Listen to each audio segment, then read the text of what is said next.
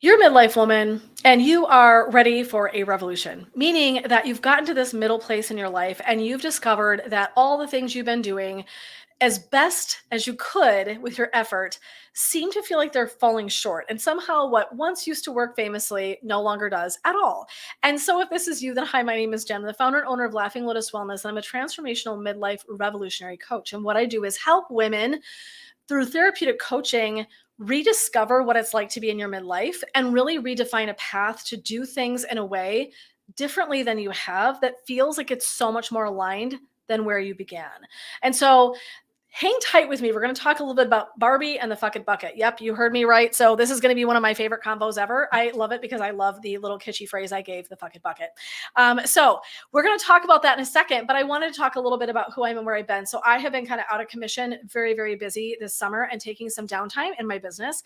And so I'm actually like super excited to be here today because it's been a long minute. So we're going to talk about some fun things and we're going to have some pretty deep conversation. Now, I'm going to tell you something. If you're a dude and you've signed on, you went, uh-oh, I went landed in the wrong place. Hang tight. I wonder if there might just be some really cool clarity and some awareness that could be kind of developed today in the conversation I'm going to have way up front. And then if you want to skid out on the like fuck it bucket, feel free. But really, I think you should lean in and listen because you might take something away from that as well. But for my midlife women who might be sharing and joining, first of all, say hey, please say hello in the chat in the comments. I'd love to know who's hanging out with me. Unfortunately, through StreamYard, I can't see you like I can in Facebook. So I don't get to know who's chatting with me. So if you're signing in and saying, hey, you want to add to the conversation, please feel free and give me your name. And know that Instagram sometimes is a little bit hard to read as we go, but we're going to say, hey, whoever's here, say, hey, let me know who you are, please and thank you, because I don't know who hi is from. So I love it that you're here and thank you for joining me. Okay, so first and foremost, we all know, and I've been around a long time. I've done over 20 years of psychotherapy, which is why I call it therapeutic coaching that I offer. And I use healing modalities to kind of help put all the pieces together for women in their coaching journey with me. So I'm not going to build on that shit today because we got bigger things to talk about. So as many of us are aware, the Barbie movie came out, right? And I'm not going to lie. I was not going to go. I have not seen it yet. I'm seeing it. So I'm just going to tell you in advance. I've not watched it. I've seen enough about it. I feel like I did. when that happens in the universe, right? So I have not seen it. I'm going to see it. But what I really want to talk about was a woman did a really wonderful write up on what it's like to be a woman. So I'm going to read that. It's not super long. So, oh, Susie. Hi, Susie. Thank you for being here. I'm so glad you're here. Okay. So today, 2 parts, Barbie part chatting, and then the fuck it bucket. They connect. Okay. So by America Ferrera as Gloria, I think she might be one of the people who played a role in the movie, but this is what she had to say. So hang tight with me. And if you're a guy, listen in. Because again, I think this might be powerful to just glean some awareness around, and then we can have a conversation. Everyone's welcome. Okay. It says it's literally impossible to be a woman. You are very beautiful and very smart, and it breaks my soul that you think you're not good enough. Like we're always supposed to be extraordinary, but somehow we're always doing it wrong. And I think that is her message to all women. And then she says, and I love this, we have to be skinny, but not too much. And you must not say you want to be skinny. You must say you want a healthy weight. But also, yes, you have to be skinny. You must have money, but you can't ask for money because it would be rude. You got to be a boss, but you can't be tough. You must lead, but you cannot crush other people's ideas. You're supposed to be a loving mom, but you don't talk about your kids all the time. You have to be a professional, but also take care of everyone else. You're responsible for men's misbehavior, which is crazy. But if you notice that, you're accused of being a whine. You're expected to keep yourself pretty for men, but not so pretty. You try them too much or threaten other women because you're supposed to be part of the sorority. You must always stand out and always be very grateful. Gracious is my word. But never forget the system is fixed. So find how to acknowledge it, but remember to be grateful. You must never grow old, for God forbid, right? Never be rude, never show off, never be selfish, never stumble, never fail or show fear. And of course, you must never be sassy. Clearly, I missed the memo. It's very hard. It's too contradictory, and nobody gives you a medal or says thank you. And it turns out, in fact, that not only are you doing everything wrong, but also everything that happens is your fault. I'm tired of seeing myself and every woman doing the impossible for others to love us. Now, listen, I'm going to be very clear for a minute because someone will listen to this and be like, oh, she's an uber feminist. First of all, I'm here for feminism. That's not a problem for me. And I am a feminist. That doesn't make me a man hater. So if you joined on and I said, hey guys, stay tight, you might want to hear what I have to say. It's to have dialogue and awareness and understanding. It isn't to judge anybody. It isn't to say that all men are bad because they're not. I have actually been very blessed with really loving men in my world that are super, super supportive. So, right. So I like to lay that out so that people don't get hung up that this is some right parade of hating men, because that's not what this is. I don't hate men. What I do think is that understanding women's perspective and their experience is really profound. Anytime we understand someone's perspective is really profound, right? This is just one example. And so to me, this is coming out of the face of the new Barbie movie, which of course is actually deeply political. It's actually meant to break down barriers and shift the way that we see things as women. And to me, this is kind of a pivotal thing we're always dealing with. And I have carried this same exact notion around my entire life. And one of the things that we can do is have conversation about these kinds of things. I remember there was one time, it's been a minute now, but Zach and I sat down and I don't know what the heck we were doing. We were both home. It was morning. We were having coffee. We ended up having this really deep and profound conversation about what it's like to be a woman. And now you think, oh, he's your husband. He's been there the whole time. He's been super supportive. He's watched your journey. Of course he knows, but he didn't. And not because he was dumb or broken or not paying attention, because all of a sudden, when I was able to go in and fill in the gaps and really give some context to what our experience is like, he was like, oh, and why would I do that? To browbeat him? No, because that's not helpful. And that's not how I roll. It was for clarity, it was for awareness. And also, we have a daughter. So I wanted him to be fully aware of what she's dealing with, which she's dealing with it at 18 already. She's been exposed to this culture. We all have been. So Chloe's in a place right now where she's working on being in the medical field. It's a big endeavor, no joke. It's a huge commitment. And she has said more than enough times to me, I don't know if I'll be able to juggle being a mom, being a wife, and being a doctor. She's at 18 already confronting this exact paradox. How can I do and be all things and do it well? And I think that this is not an uncommon experience for women across the board. Like, we feel like we're constantly falling down on the job. Like, I can't do enough to succeed and be worthy and do a good job. And I've been a business owner, right? I've done all of the different layers of life. When they talk about do business and don't be tough, how are you supposed to do that? I was tough at work in my practice by being a limit setter and having boundaries. And what it did was it created a gigantic rift with one of the men in my practice. He wouldn't even talk to me about it. I'd like to sit down. I know you have this request. I don't think that you fit the bill for this role. And I got tossed under the bus as a bitchy woman, and he would not even proceed to sit in a room with me and have a conversation so I could explain it to him, which I would have been just as direct and honest as I would have been with what I said to my business partners. Did I get that opportunity? Nope. And that's too bad, because it just really disrupted our entire relationship, was just broken moving forward, which is a shame, right? That was being tough. That was having to make a hard decision and have a voice, even if it was unpopular, to point something out that I didn't think made sense. It did not feel in alignment for me. Wasn't personal, wasn't meant to be shitty or bitchy. It was just what it was, right? That's an example of having to be tough in a business and then looking like a bitch or an asshole. So right, I'm not sure which way is up. As a woman, it's like, I don't know if I'm supposed to be doing this or this. Am I supposed to be, focusing on being a parent, or am I supposed to be focusing on being a businesswoman? Right? Am I in my career? But my career is really important. Does that make me a bad mom? If I love my kids, but I don't pontificate about them all day long on Facebook and Instagram, is that okay? There's all of these pieces of us that I feel like we're really stuck in this paradox, and it's very tough to find our way out of it sometimes. And so we're going to talk about the fuck it bucket. If you don't like swearing, you won't like me. You can just keep on keeping on. Bless you, namaste. But we're going to talk about 3 buckets today. So, in some of my healing work, we created a place called Red Box Island. And I'm going to explain it just because it has a little bit of a connection to what we're going to talk about next. I was talking about some of my thoughts, and my healer is very good at directly addressing me and telling me when I'm just having a thought. This is me for her. But I actually love her. She knows it. So she'll laugh when she sees me say that, because she will get in my grill in the most loving way to help me continue to grow and evolve myself. And what we're talking about are the things that come up that are kind of hanging out in a loop in your head, but they're probably not very useful.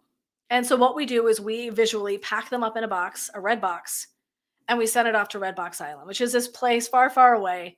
And it just kind of stacks up, almost like the island of the misfit toys, right? And I may or may not decide to go back and ever take a look at it and ever dive through and poke through and understand things. I might or might not do it. But it's a place to contain it so that it's being held somewhere. And I can go about my life and I can decide if I ever want to go back and address it or not, right? Okay. So we're going to talk about but then that's the Red Box Island, Jenna. What the hell's the fuck it bucket? There's 3 buckets. In midlife, I think you've got more than this, but 3 options. And this is a way to think about where you're sitting with something. Number 1 bucket is the clarity bucket. So that's not as fun. I get it. This is the bucket where we begin to really look at our life, take stock, reflect, and sort of think about, what do I want that's different in this at this point in my life? So that's 1 bucket. So we want some clarity, right? In that bucket, right? One of my friends said you might find that you need to make some amends. You might find some spots where you didn't do so good in your past whatever life, and you kind of want to go back and say, hey, you know what? I'm really sorry. I kind of blew that.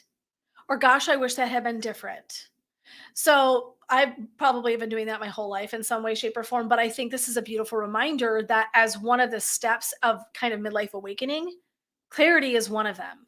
And it's really about spending time understanding what you want, where you are, where you want to go. So, and the bucket idea means it can get stored until we've got time. It's a reason why we're calling it a bucket. It's like a storage vessel, right? So if I'm in a moment and I'm like, oh, I've got this relationship and part of it's crumbling and I'm not sure what to do, and maybe we'll just use friendship as an example because it's easier, right? But marriage, partnership, anything. I've got this relationship and there's some stuff happening, and we used to be so close and we used to be so tight, and now something just doesn't feel very fulfilling. And I'm like, okay, maybe I need to spend some time in the clarity bucket with this. Maybe right now I'm at my desk and I'm at work and I'm supposed to be doing stuff and I don't have time. So I'm like, okay, here we go, friend, put you in the clarity bucket.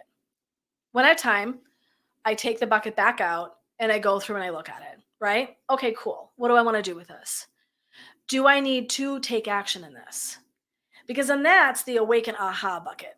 That's number 2. And that's the action bucket. So the first one is like awareness, right? And we're like just understanding and with compassion, because we want to be nice to ourselves. Where am I? What do I need? What do I need to do for evolution, for change, for progress, for myself, right? So cool. So we look at that and we go, okay, this is where I'm at. This is what I reflect that I want to do. Then the awaken aha bucket is what am I going to do about it? Now I've got to look at what I'm going to do.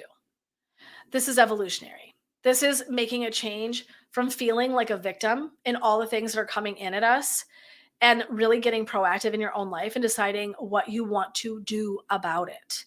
And this is going to take some creativity and some effort, maybe, because you might have to decide what that might look like. You might need a variety of options. I'm a big fan of choices.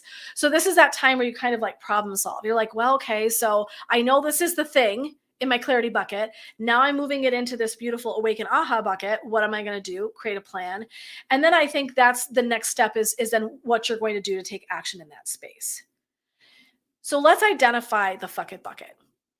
I love this bucket. The fuck it bucket is I literally have nothing to do. Hi, sweetheart. How are you, Renee? I'm so glad you're here. The fuck it bucket is the stuff we can do nothing about. Let me give you some examples. The thoughts that you have right in between your ears. This is the problem with our brain. Beautiful place, beautiful thing to have. Not always so good on our behalf if we're not being mindful and using that awareness that we have to utilize it to our best interest. What can happen a lot, and I'm hearing my coaching clients say this over and over and over again, is they're in this space in between their ears where they're storytelling. They're creating stories about the experiences they're having, which is how we get emotional and activated. And then we're sort of losing the battle. Okay. Our brains are most effective when they're being used to problem solve, create beautiful things, right? But the minute we get in our brain and we're like, let me give an example, a breakup. Oh, he must just have wanted to date somebody else. Oh, he felt like my kids were too much effort, so he was just signed off and didn't want to say it, right? We begin to create between our ears stories about experiences we're having. And this creates this huge uptick in being really activated and emotional about something where he might not need to be activated or emotional at all.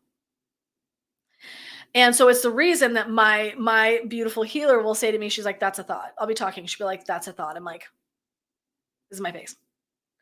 Because that means she's holding me accountable that I'm doing that shit between my ears that's story making. And so the fuck it bucket is about, if I look at it and I look at this list, right? I just read this thing, this beautiful reflection on the movie Barbie. Um, and I say, I can't do all these things. As a midlife woman, I cannot possibly both be in my mind constantly berating myself and love myself at the same time. There's a lot of paradox in there. And what we want to do is look and go, if I can't please anybody, I'm going to please myself. If this thought's not helping me, it's going into the fucking bucket. The story I'm creating in my head is going to go in the fucking bucket. It can be a story about you. It can be a story about something from the past. It can be anything not serving you for your highest good. If it is not making you a better person, if it is not supporting your journey, it needs to go in the fucking bucket.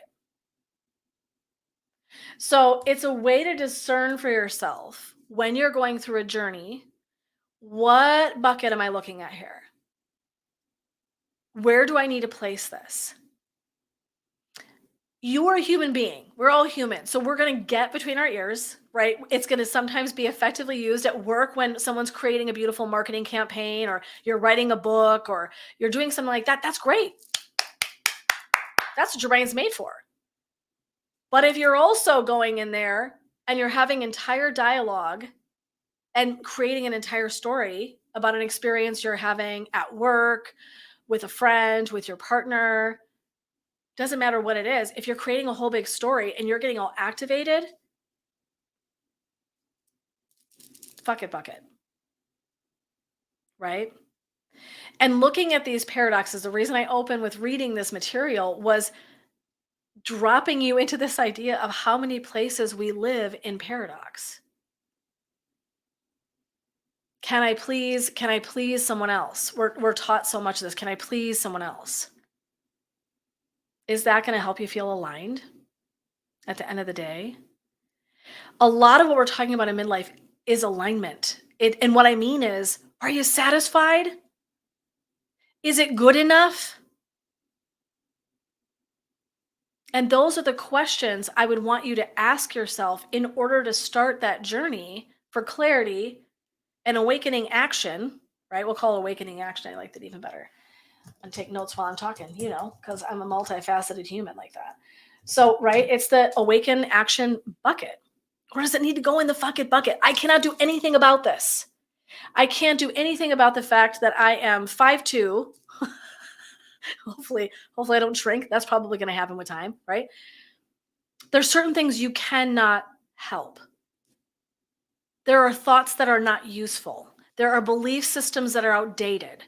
It's time to go in and imagine for yourself what things are so outdated they no longer suit you, and kick it to the fucking bucket. It's just baggage. Anything you're carrying around that way is just baggage. It's not serving you. It's not supporting you. It's not helping you grow. It's not helping you evolve. In order to awaken and really have this different evolution through midlife, a different kind of revolutionary experience, we're going to have to ditch some shit. We have to ditch some shit. We're going to have to get rid of it. So this is that really powerful spot. Is what I'm looking at needing to go into a space of reflection and thought? Is it an actionable item? Do I need to now take action? What action is that? And then does it just have to get ditched? Because I'll make myself crazy trying to do and be all these things. And what things can I just say? I'm just done doing that. I'm just done making myself smaller. I'm just done listening to what culture, society, family, friends tell me I am all about. I'm just done doing that. I'm done taking when people are disrespectful to me and not saying anything, right? It's why I think in midlife sometimes we get saucy, sassy, which I think is hilarious that this was on our list. I'm like, oh, you must never be sassy. I clearly missed that whole DNA genetic thing when God was doling it out. Just saying. And so, right, but this is the idea. This is the idea to me. We are so broken, tired, exhausted of just taking whatever's doled out to us and doing this, this shit.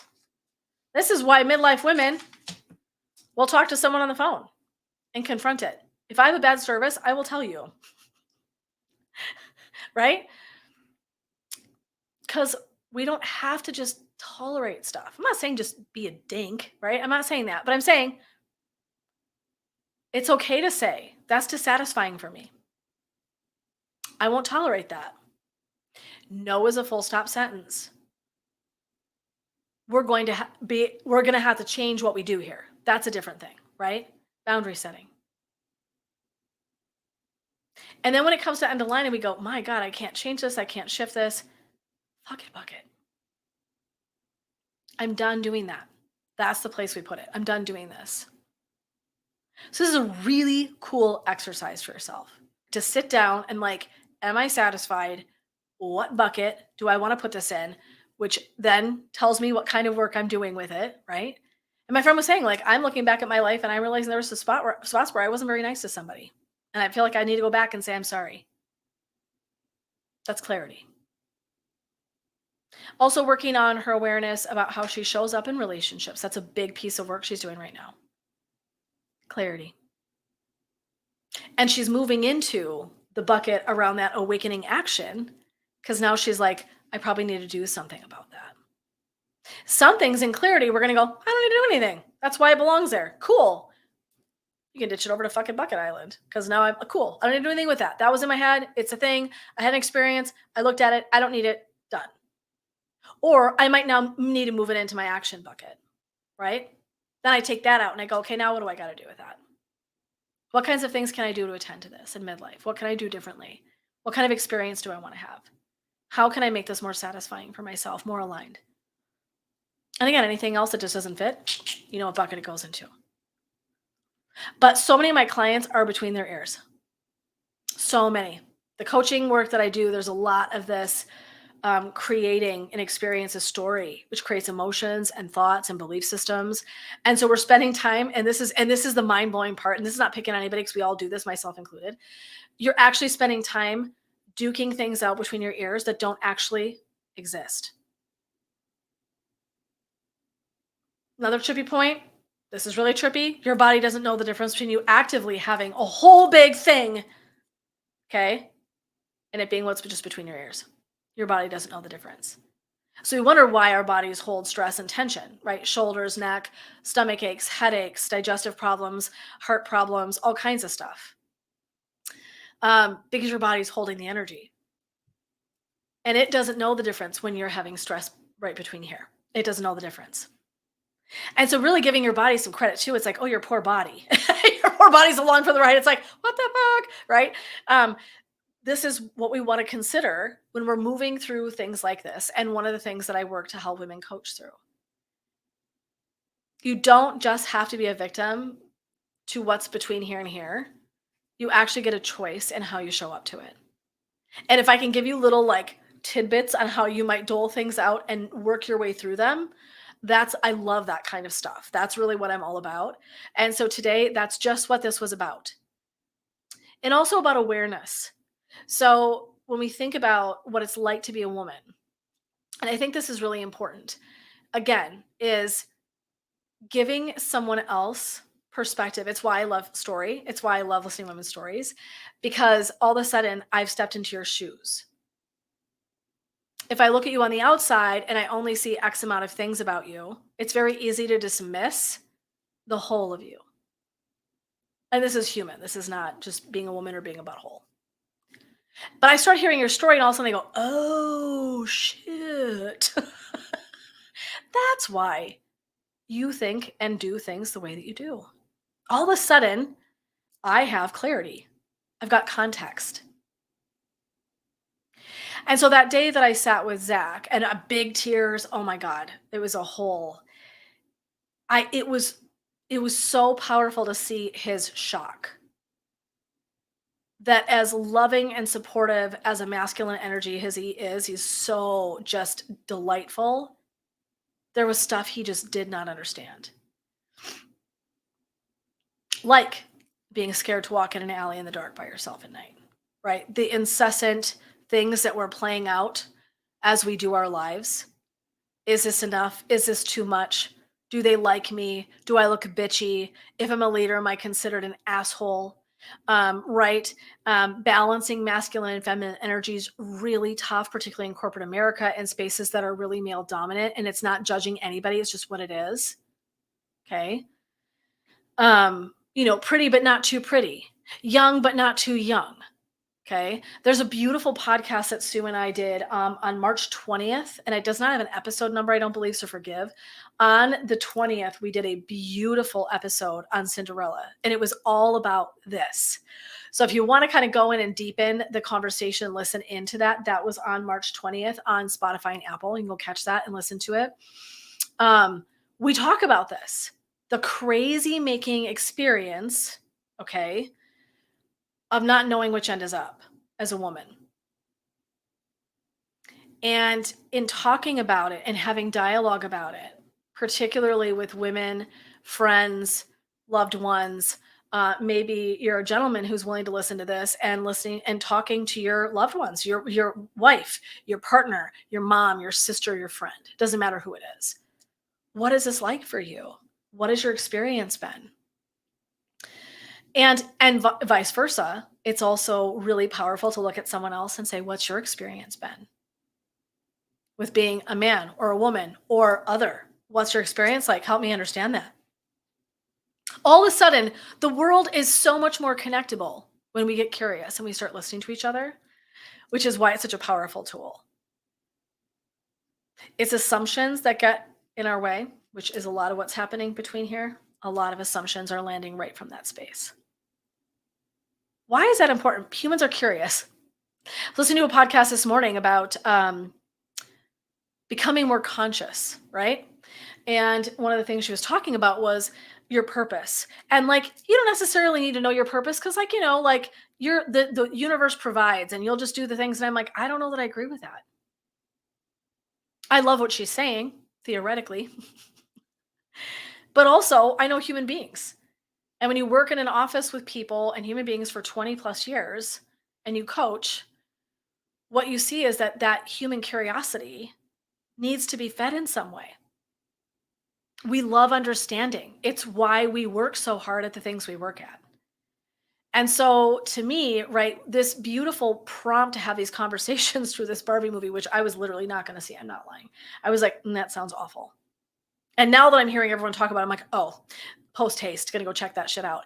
Because I love things that are highlighting and giving us an experience to look at ourselves in a mirror and understand what's happening for us. And really, that's the clarity part. What's the actionable item? So, because I think we need solutions, that mystery for human beings is really tough. Some of it's beautiful, right? But most of us don't really want to just have mystery. We want to kind of know, where do I stand? What do I stand for? So, to me, my experience is that when people can lock into finding some meaning, their experience is so much richer, which is a lot of what I'm helping people do, is find meaning, understanding, awareness, so that they can continue to evolve. They can continue turning into who they were always meant to be. And this action of working between the ears and getting stuff that's not helpful into the fuck it bucket creates space for us to do that in.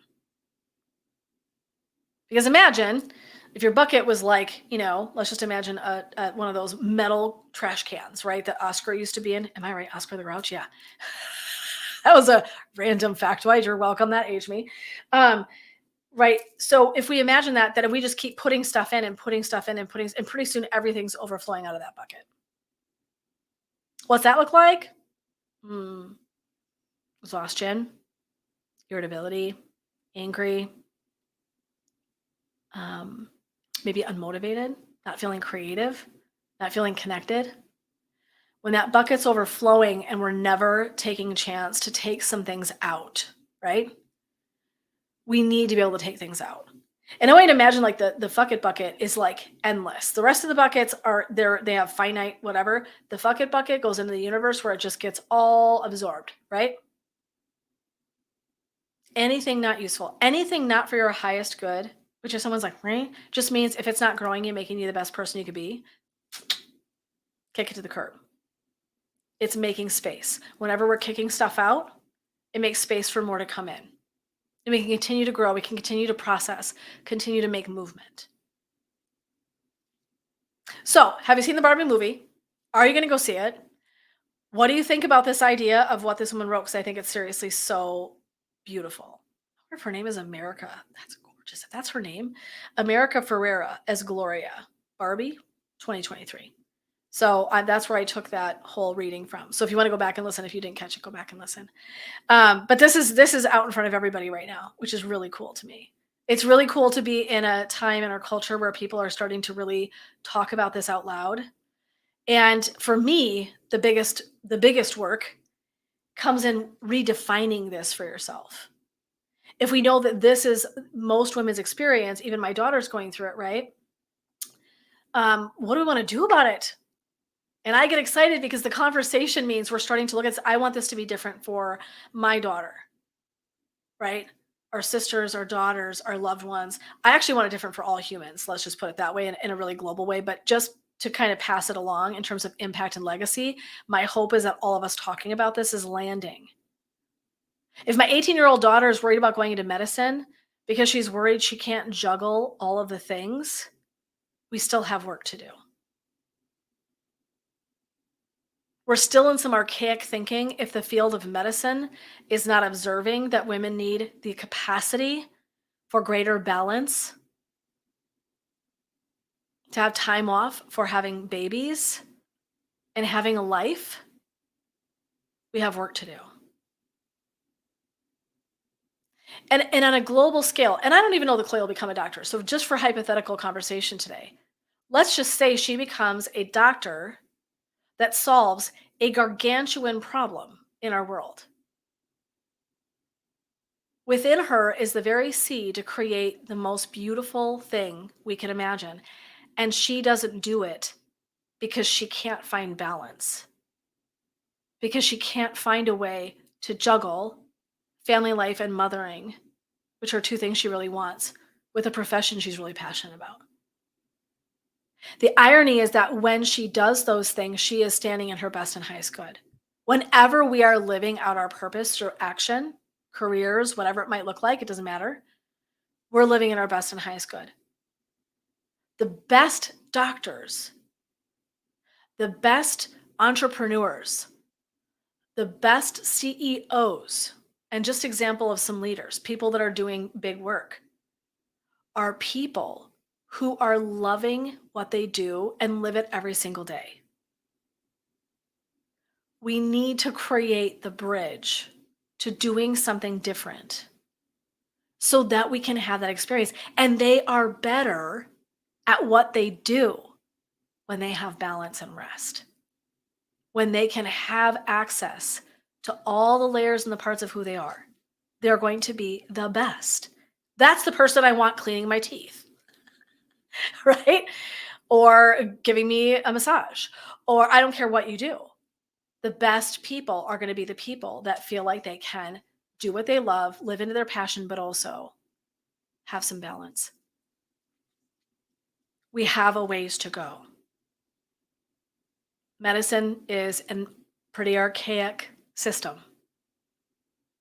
My daughter is starting to work with a mentor who's like, just know it's still the old boys club.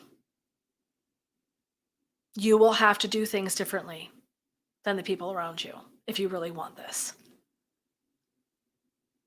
I don't know about you, not okay with that. And midlife people are game changers. We're people that can kind of step into this space and call awareness to it and be like, that's not going to work for me. That's not going to work. That doesn't work for me. Mm-mm. We got to change that. We're like whistleblowers, right? We're powerful people because we're just over the cusp enough in our lifespan to have enough experience and wisdom. And lots of times, sort of so kind of worn out by some of the shit that life has told us in our conditioning that we're like, fuck it. I'm going to do it the way that I want to do it. So, have you been here? What are your thoughts about that? I would love to hear from you in the comments. If you're taking a listen, what are your thoughts about this? Do you have any thoughts about the buckets? I'd love to hear that. So, my favorite thing is to encourage people to really begin to look at themselves and have a relationship that's different. Understanding who you are, what you're made of, where you want to go, why you're here. And again, everything we do on a really cosmic universal level is going to feel kind of small. I can give it a name, I can give it a word, I can do all these things, right? We all do. Like this is how this works and this is how I have this understanding of it, which it'll still be too small.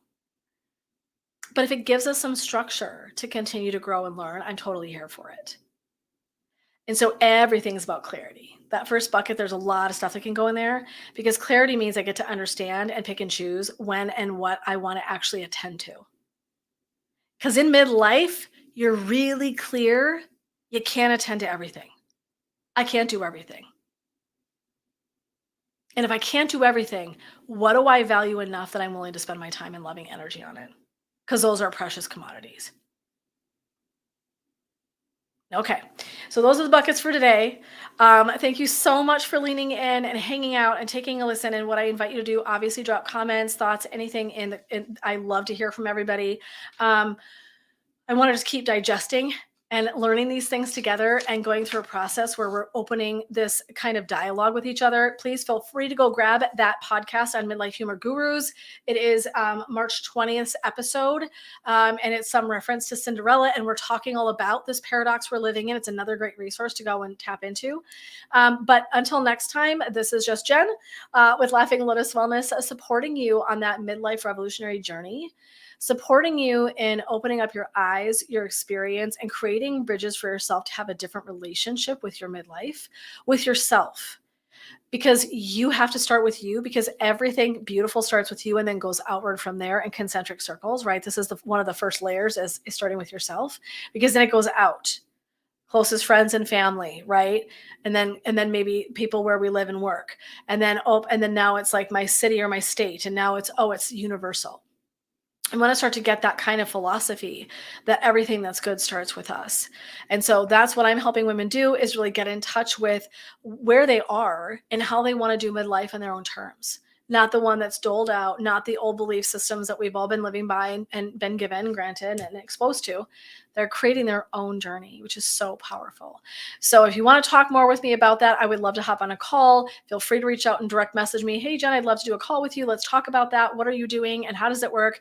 Because it's like my favorite. So feel free to reach out and do that. But otherwise, my friends, I will be back next time. This is Jen signing off, sending you blessings, love, and light, and supporting you on your journey as you rise on your path to purpose and revolutionary midlife. Take care, everybody.